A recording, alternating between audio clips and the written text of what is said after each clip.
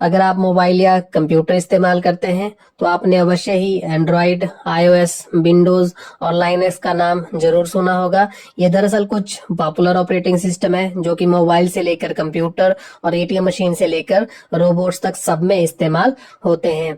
इस वीडियो में हम ऑपरेटिंग सिस्टम की विस्तार में चर्चा करने वाले हैं कि ऑपरेटिंग सिस्टम क्या होता है और ये कैसे काम करता है। तो दोस्तों, ये वीडियो आपके लिए बहुत ही महत्वपूर्ण होने वाली है। तो चलिए शुरू करते हैं। कि हम जानते हैं कंप्यूटर सिर्फ बाइनरी लैंग्वेज को ही समझता है और उसी में ही कम्युनिकेट करता है, लेकिन हम अपने कंप्यूटर को कमांड बाइनरी लैंग्वेज में ना देकर इंग्लिश, हिंदी या फिर किसी और लैंग्वेज में देते हैं। उसके बावजूद भी कंप्यूटर उसे समझ जाता है। ये कंप्यूटर हमारी इंग्लिश या हिंदी की कमांड्स को समझता कैसे है? तो इसके लिए कंप्यूटर को ऑपरेटिंग सिस्टम की आवश्यकता पड़ती है।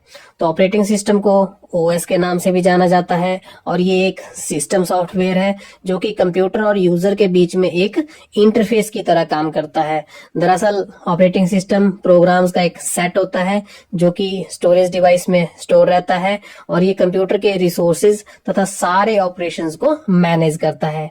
ऑपरेटिंग सिस्टम कीबोर्ड, माउस आदि से इनपुट लेता है और उसे स्क्रीन पर डिस्प्ले करने के लिए हार्डवेयर के साथ कोऑर्डिनेट करता है।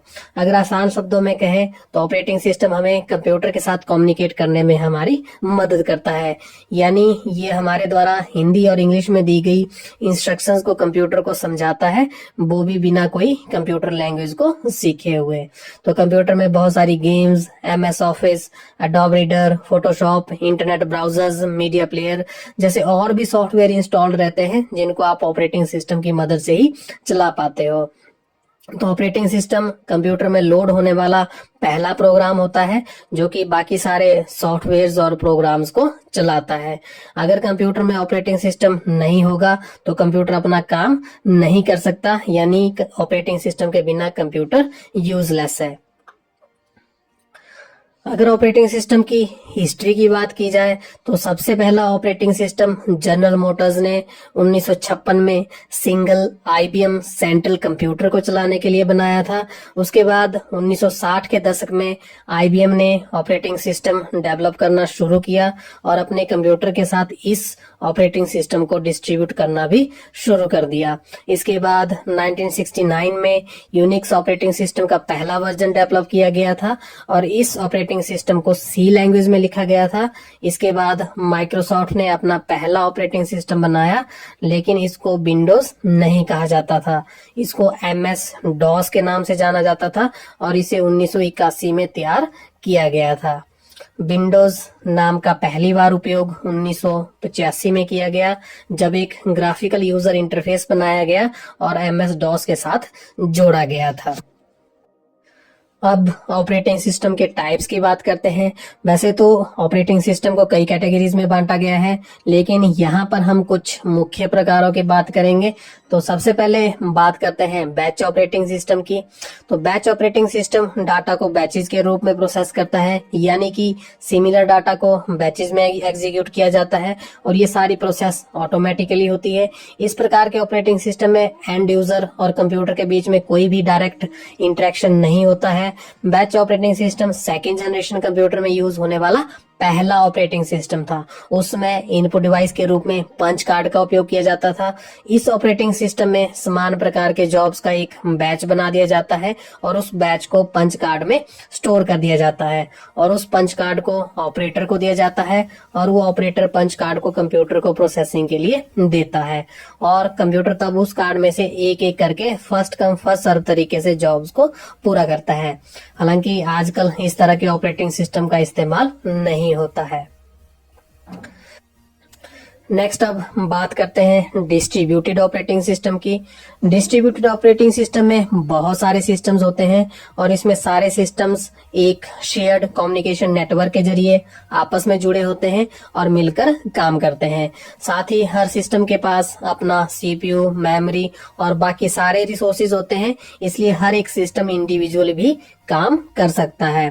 तो डिस्ट्रीब्यूटेड ऑपरेटिंग सिस्टम में एक रिमोट एक्सेस होता है, यानी एक यूजर दूसरे सिस्टम के डाटा को भी एक्सेस कर सकता है।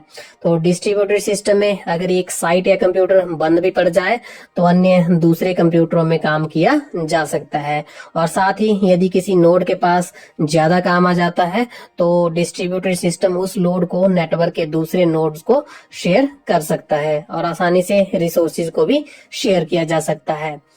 हाँ, अगर मेन नेटवर्क ही फेल हो जाए तो इससे सभी कंप्यूटरों का कम्युनिकेशन टूट जाता है। ये जो डिस्ट्रीब्यूटेड ऑपरेटिंग सिस्टम है ये आसानी से अवेलेबल नहीं है क्योंकि ये काफी कॉस्टली होते हैं। नेक्स्ट अब बात करते हैं नेटवर्क ऑपरेटिंग सिस्टम की। तो नेटवर्क ऑपरेटिंग सिस्टम एक ऐसा ऑपरेटिंग सिस्टम है जो कि सर्वर पर रन होता है। इसमें कई सारे कंप्यूटर मिलकर एक नेटवर्क के रूप में काम करते हैं, यानी कि सारे कंप्यूटर एक प्राइवेट नेटवर्क के जरिए आपस में कनेक्टेड होते हैं और एक ही सर्वर पर काम करते हैं। सर्वर में मौजूद डाटा को सारे कंप्यूटर्स एक्सेस कर सकते हैं, जैसे कि फाइल शेयर करना, कोई भी एप्लीकेशन शेयर करना, डाटाबेस शेयर करना, प्रिंटर शेयर करना, इन सारी चीजों को शेयर किया जा सकता है। Window NT, window server 2003, window server 2008, Linux, Unix, Mac, ये सारे operating system network operating system के कुछ पॉपुलर उदाहरण है। नेक्स्ट बात करते हैं टाइम शेयरिंग ऑपरेटिंग सिस्टम की। तो टाइम शेयरिंग ऑपरेटिंग सिस्टम को मल्टीटास्किंग ऑपरेटिंग सिस्टम भी कहा जाता है, क्योंकि इस ऑपरेटिंग सिस्टम की मदद से एक समय में मल्टीपल यूजर्स मल्टीपल टास्क कर सकते हैं। हालांकि इसमें सारे यूजर्स मिलकर एक ही सिस्टम का यूज करते हैं। टाइम शेयरिंग कॉन्सेप्ट की मदद से एक विशेष समय में एक से अधिक प्रोग्राम को एग्जीक्यूट किया जा सकता है। प्रत्येक काम को ठीक तरीके से पूरा करने के लिए ऑपरेटिंग सिस्टम एक विशेष समय देता है, जिससे कि वो टास्क सही ढंग से कंप्लीट हो सके।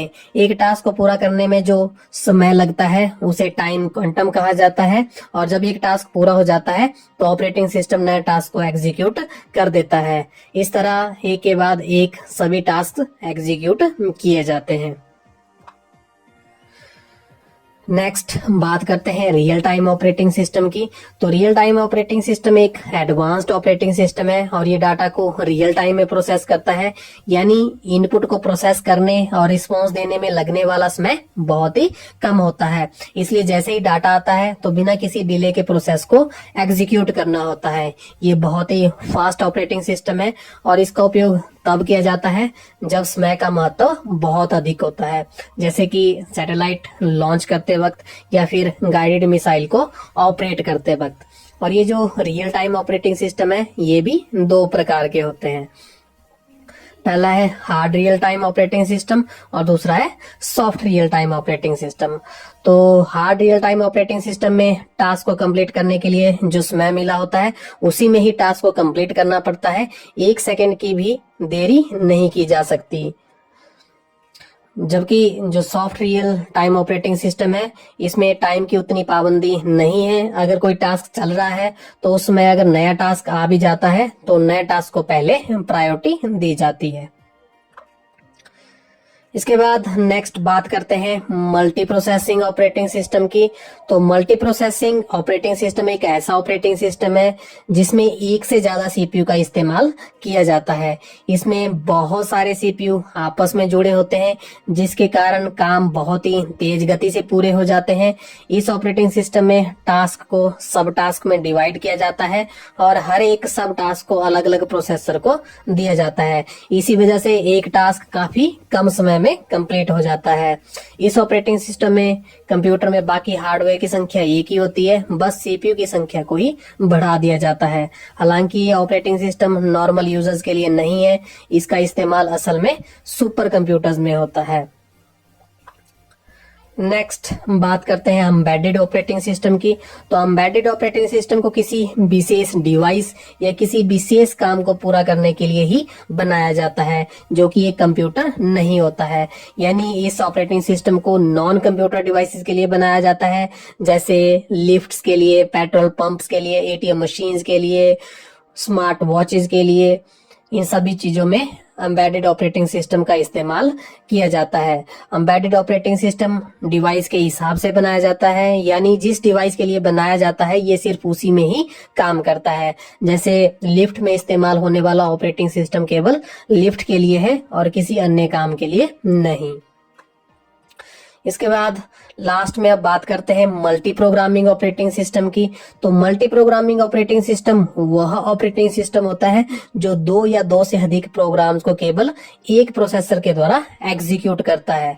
मल्टी प्रोग्रामिंग ऑपरेटिंग सिस्टम एक से अधिक जॉब्स को मेमोरी में एक साथ लोड करता है और किसी एक जॉब को एग्जीक्यूट करना शुरू कर देता है। जब कोई जॉब एग्जीक्यूट हो रहा होता है तो यह ऑपरेटिंग सिस्टम जॉब्स का एक क्यू मेंटेन करता है जो सीपीयू की अवेलेबिलिटी का वेट कर रहे होते हैं।